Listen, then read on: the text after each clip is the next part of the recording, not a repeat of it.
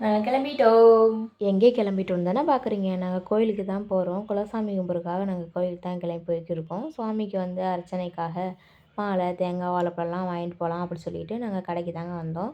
பூக்கடைக்கு வந்துட்டு மாலையெல்லாம் வாங்கிட்டோம். பக்கத்தில் வந்து தேங்காய் கடை இருந்துச்சு. அங்கேயும் தேங்காய், வாழைப்பழம்லாம் வாங்கிட்டு அங்கேருந்து நேரா கிளம்பி நாங்கள் கோயிலுக்கு வந்துட்டோங்க. எங்கள் கோயில் வந்து ராஜு நகரில் தாங்க இருக்குது. ரோட்டு மேலேயே இருக்குது. கோயிலுக்குள்ளலாம் வந்து உட்காந்துட்டோம். ஃப்ரெண்ட்ஸுங்கள்லாம் இருந்தாங்க.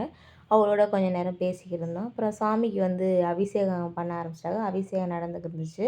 அதையும் பார்த்துக்கிட்டு இருந்தோம். சாப்பாடு வந்து அன்னதானத்துக்கு வந்து சாப்பாடு ரெடி பண்ணிக்கிட்டு இருந்தாங்க. அப்புறம் நானும் எங்கள் அத்தையும் தட்டில் வந்து தேங்காய், வாழைப்பழம்லாம் எடுத்து அர்ச்சனைக்காக எடுத்து வச்சுக்கிருந்தோம். அப்புறம் நேர்த்திக்கடன் செய்கிறவங்கலாம் நேர்த்திக்கடன் பண்ணிக்கிட்டு இருந்தாங்க.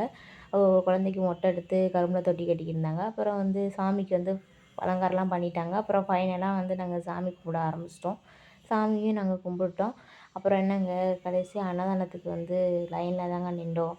பிரசாதம் வாங்கிட்டு சாப்பிட்லாம்னு சொல்லிட்டு. கூட்டங்க எப்படியோ லைன்ல நின்று பிரசாதத்தையும் வாங்கி சாப்பிட ஆரம்பிச்சிட்டோங்க. சாப்பாடு என்னன்னு பார்த்தீங்கன்னா, வெண்பொங்கல், சாம்பார், கேசரி வடைங்க. சாப்பிட்டுட்டு அங்கேருந்து நம்ம கிளம்பி நேரா அத்தை வீட்டுக்கு தாங்க வந்தோம். இந்த மாரி மினி விலாக் பார்க்க பிரபுநந்தி சேனலை சப்ஸ்கிரைப் பண்ணிக்கோங்க. டாட்டா பாய் பாய்.